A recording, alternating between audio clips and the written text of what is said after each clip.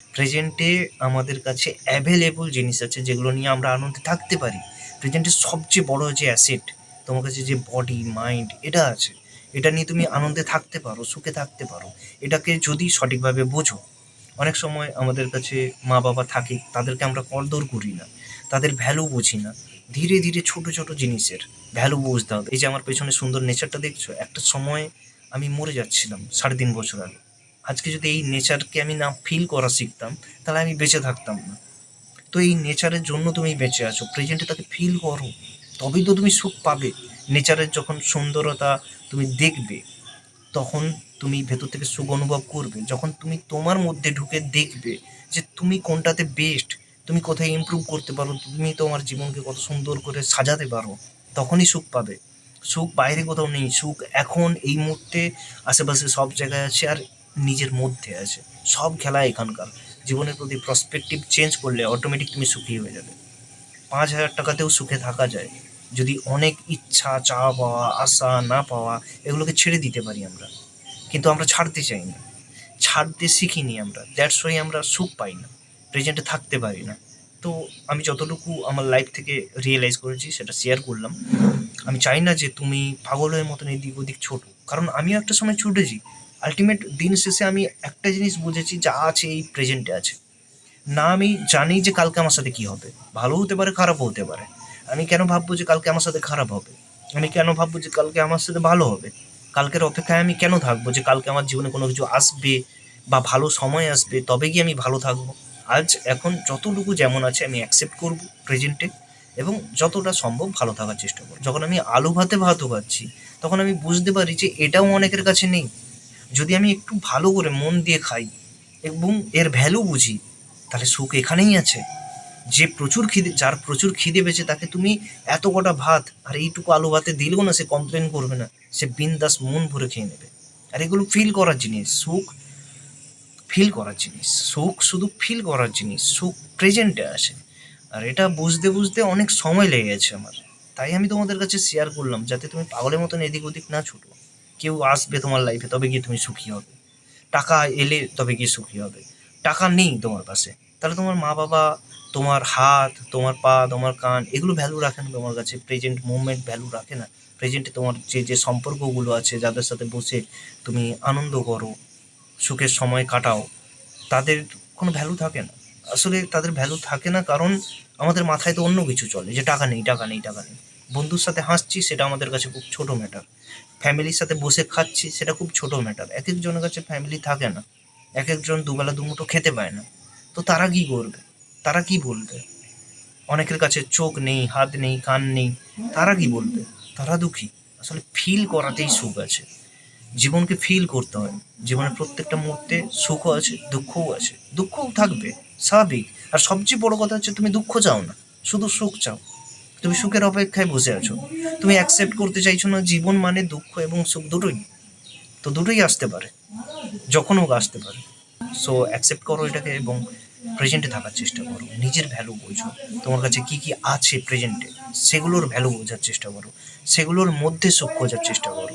সাথে নিজের মধ্যেও, সম্পর্কের মধ্যেও, পড়াশোনার মধ্যে, নতুন কিছু করার মধ্যে।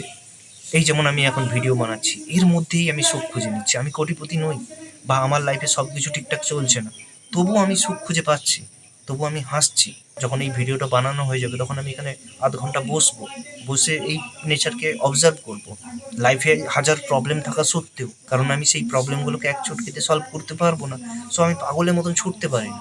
তাই আমি ০.৫ ঘন্টা বসবো, নিজেকে ফিল করব, এই নেচারকে ফিল করব, জীবনকে ফিল করবো। এই যে আমি শ্বাস নিচ্ছি, শ্বাস ছাড়ছি, এটাই তো সুখ। এটা যতক্ষণ আছে ততক্ষণ সুখ, আনন্দ, দুঃখ সব কিছু থাকবে। এটাই জীবন। তোমার শ্বাসটাই সবচেয়ে বড় পাওয়া তোমার কাছে। আর তুমি বেঁচে আছো মানে টাকা একদিন আসবে, সুন্দর সম্পর্কও আসবে। শুধু আমরা ভুল এটাই করি যে আমরা অপেক্ষা করি, নিজের উপরে খাটি না। এক্সামের রেজাল্ট তখনই সুন্দর আসে যখন আমরা প্রেজেন্টে থেকে সুন্দর করে পড়াশোনা করি, মন দিয়ে পড়াশোনা করি, তবেই না আমরা সুন্দর রেজাল্ট নিয়ে আসতে পারবো। কিন্তু আমি যদি অপেক্ষায় বসে থাকি যে ভবিষ্যতে ভালো রেজাল্ট করবো এক্সামে, সেটা কি সম্ভব? যদি না আজকে পড়ি মন দিয়ে। তো একটু যদি ভালো করে ভেবে দেখো, তাহলে বুঝতে পারবে। তোমার মার রান্না করে দেওয়া খাবার, তোমার বাবার মিষ্টি মিষ্টি কথা, বা তোমার মার মিষ্টি মিষ্টি কথা, বা তোমার প্রেমিকার বা প্রেমিকের মিষ্টি মিষ্টি কথা, এগুলো খুব ইম্পর্টেন্ট ভ্যালু রাখে। বা বন্ধুদের সাথে টাইম কাটানো, এক কাপ চা, মুড়ি মুড়ি মাখিয়ে খাওয়া, বা তোমার যা পছন্দ সেটার মধ্যেই সুখ আছে। সেটার ভেতরে ঢুকো, ফিল করো তাকে, যখন মুখে নেবে তার যে ভ্যালুটা ফিল করো। এটাকে বলে মাইন্ডফুলনেস, প্রেজেন্টে থাকা এবং প্রত্যেকটা জিনিসের ভ্যালু বোঝা। বিশ্বাস করো, এটাতে খুব আনন্দ আছে। এই মুহূর্তে আমি সেই আনন্দটা উপভোগ করতে পারছি। আমি একদিনে কিন্তু তোমাদের সামনে এই কথাগুলো শেয়ার করতে পারছি না। আর এই সব কথা কিন্তু আমার লাইফের এক্সপিরিয়েন্স। আমি যতটুকু আমার লাইফ থেকে শিখেছি, জেনেছি, বুঝেছি, আমি সেটি তোমাদের কাছে শেয়ার করলাম। বাকি তোমার ব্যাপার, তোমার লাইফ। কারণ তুমি কোন সিচুয়েশানে আছো আমি সেটা জানি না। অনেক সময় এমন হয় যে আমাদের লাইফের সিচুয়েশান এতটাই খারাপ থাকে যে আমরা চাইলেও ভালো থাকতে পারি না। আর এই ফেজটা আমিও কাটিয়েছি। তো এই ফেজটাতে কীভাবে লড়তে হয় সেটা আমি খুব ভালো করে জানি। কীভাবে নিজেকে বোঝাতে হয়, কীভাবে প্রেজেন্টের থেকে নিজের সুখটাকে বজায় রাখতে হয়, এবং সব দুঃখ কষ্ট যন্ত্রণা থাকা সত্ত্বেও নিজেকে বিল্ড করতে হয়। এটা খুব ইম্পর্টেন্ট। এটা লাইফের স্কিল। আমরা ভাবি যে সুন্দর সম্পর্ক পাবো, কোটি কোটি টাকা ইনকাম করবো, কিন্তু লাইফের স্কিল আমরা শিখতে নারাজ। লাইফে কিছু স্কিল থাকে, সেগুলো শিখতে হয়।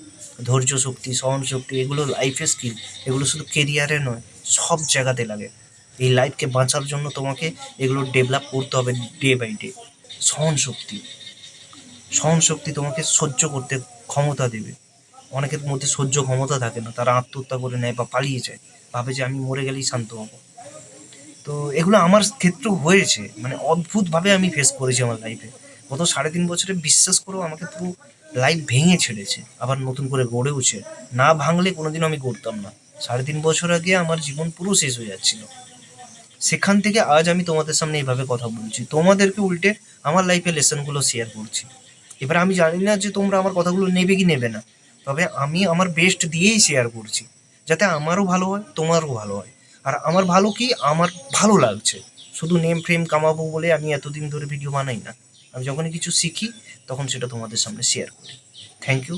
ভালো থাকো। যদি আমার কথা থেকে কোনো কিছু ভালো লেগেছে আর তোমার মনে একটু হলেও আশা জেগেছে, তাহলে অবশ্যই কমেন্ট করো।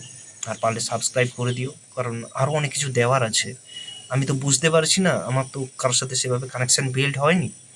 তো কোনটা দেবো কোনটা দেবো না আমি বুঝে উঠতে পারছি না। কারণ আমি নিজেই লাইফে অনেকবার অনেক ধাক্কা খেয়ে খেয়ে খেয়ে খেয়ে আজকে জাস্ট লাইফে প্রেজেন্টে যেভাবে আসছে, যেমন করে আসছে। আমি কোনো পারফেকশান পছন্দ করি না আজকাল। জাস্ট অ্যাজ ইট ইজ, আমি এমন। তো তুমিও এমন থাকবে, এভাবেই আমি লাইফে যেভাবে শিখেছি সেটা তোমার কাছে প্রেজেন্ট করবো। Thank you.